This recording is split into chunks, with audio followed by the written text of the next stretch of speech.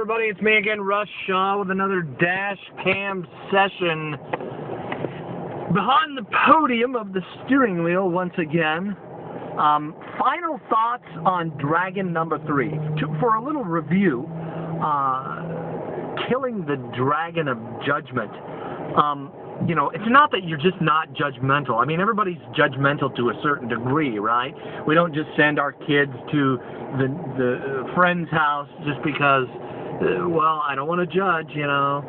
My kid wants to spend the night at Johnny's house, and I don't know Johnny's parents, but who am I to judge? I mean, no one ever does that, you know. We don't walk down dark alleys in the middle of the night and shady areas because we, you know, I mean, there's some common sense involved when it comes to being judgmental. Judging, I don't know, gas stations on where you should get gas, things like that. But, so we all have this judgment thing in us. It's in our neurology. It's hardwired into us as part of how we survive. But when it starts to creep into our what should be kind of behind the counter sort of relationships, right? Like our pastor was talking about sackcloth and ashes in the Bible.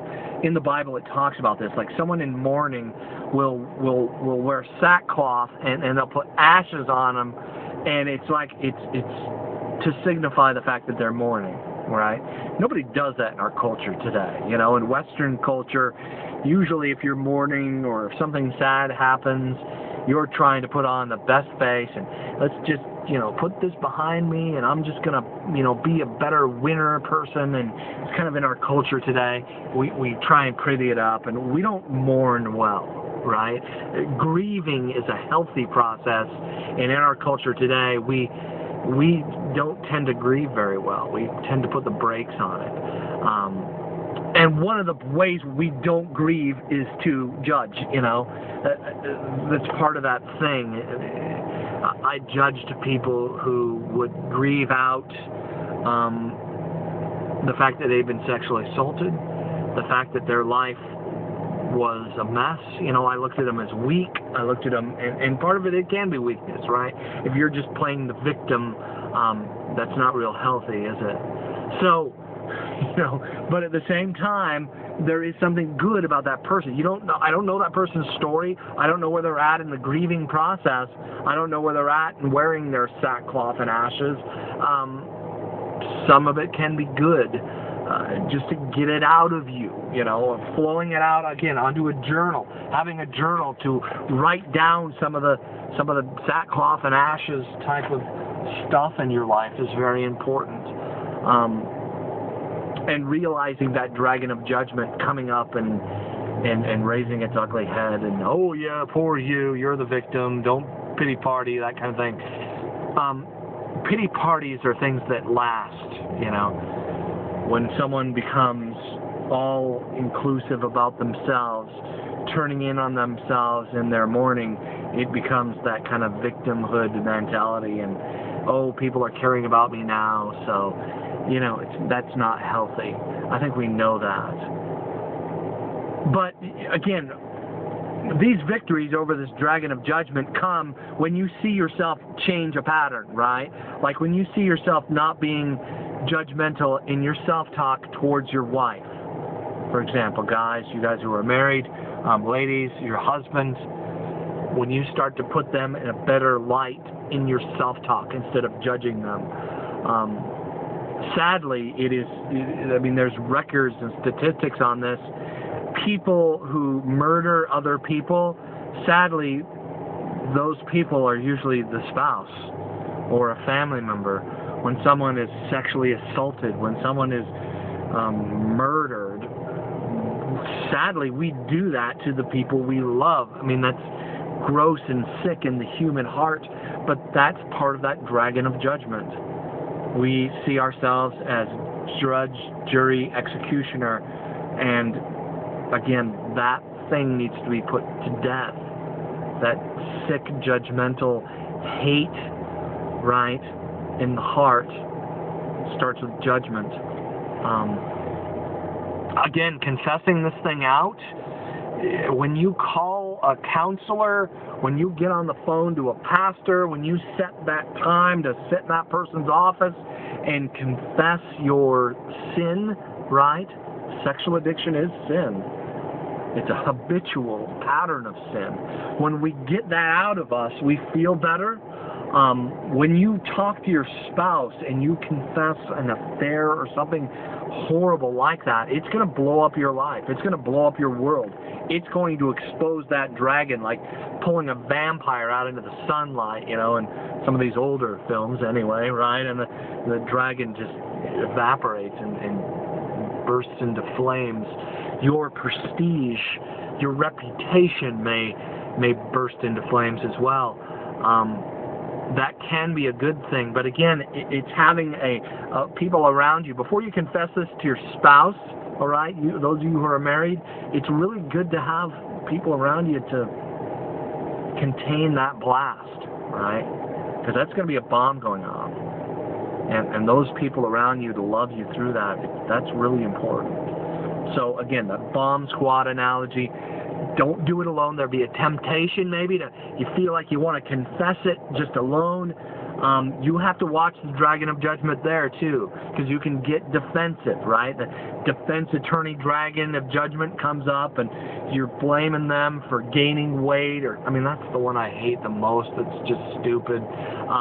Not being a friend, not being that person that you thought they were, or something like that. You're married, man. You're in a covenant relationship, and it's going to take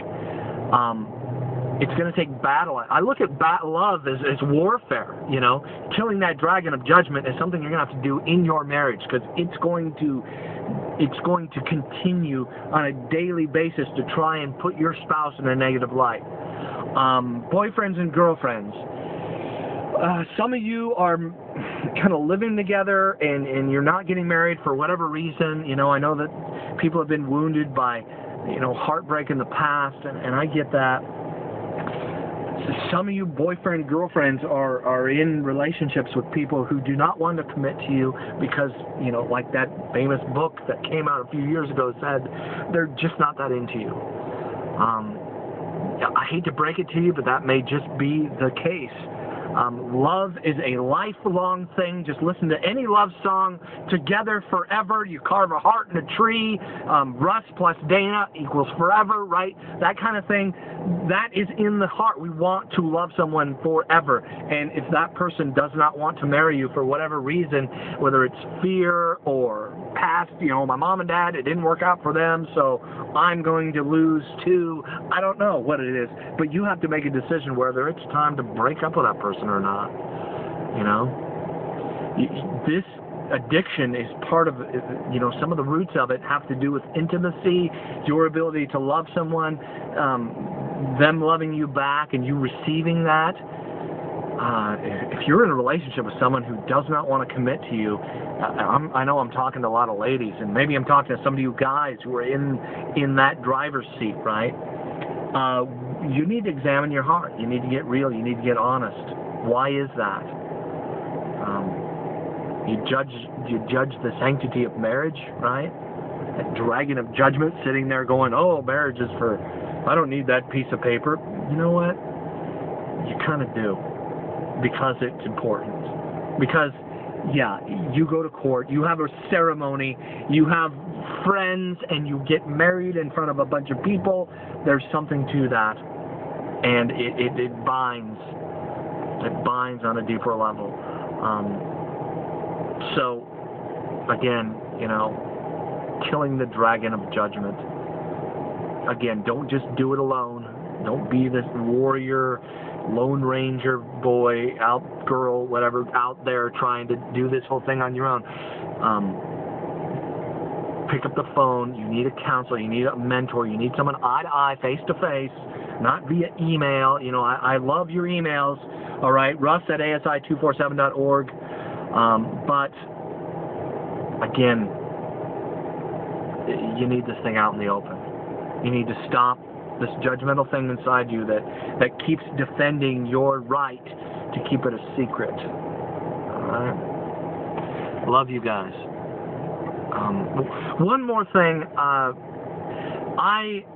I'm a former sex addict, right? I say former, you know, I still have some of these patterns. I still have to control what my eyes drink in. I still, you know, I have desires that are jacked up, but I haven't sat in front of a computer screen and masturbated. I haven't masturbated at all for years, all right? And that's not to say, whoa, yay, Russ. It's just my heart has changed. I didn't go all behavior mod, you know, and some of it is that, right? There is some behavior modification I did do, but the way that I got through that and the way that I'm able to continue fighting is a heart condition thing, you know. My first addiction counselor was a former addict, and I'm going to be honest with you, sometimes, you know, as the judge inside me, I would always want a counselor who'd been through it. That's helpful, but that doesn't always mean that that person is the best counselor for you.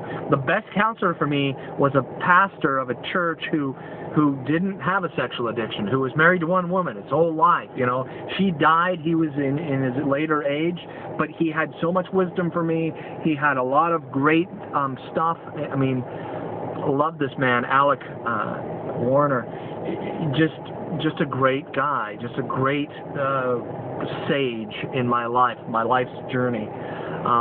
But my first counselor, who was a former sex addict and had some victory, he wasn't the greatest counselor. So don't let that dragon of judgment come into play too. Like, how can you know when you've never been through it? Some people have never been through it can actually help you very, very well. And if you do get a counselor like that and you think that maybe they don't know in a certain area, again, you can send me an email and maybe some of the things I bring up.